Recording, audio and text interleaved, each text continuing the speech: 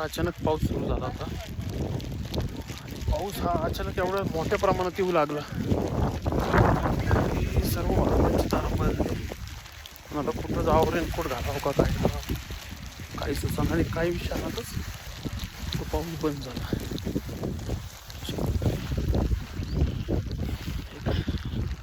1 किलोमीटरच्या आसपास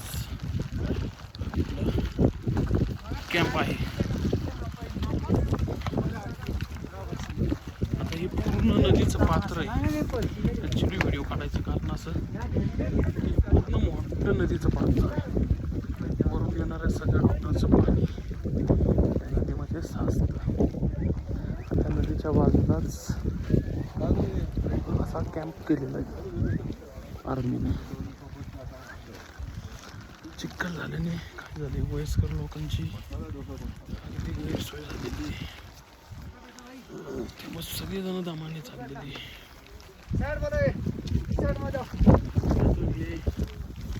लोक घोडे घेऊन आणि एकदम अचानक आल्यानंतर ते आवाज येते साईड गो साईड.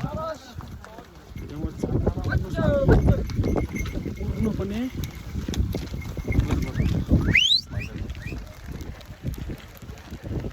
पण हे पाहत असाल समोर सगळे मोठे मोठे डोंगर रांग आहे आणि तो समोर दिसतोय तो कॅम्प आहे. तर तिथं आज आपल्या रात्रीचा मुक्काम असेल.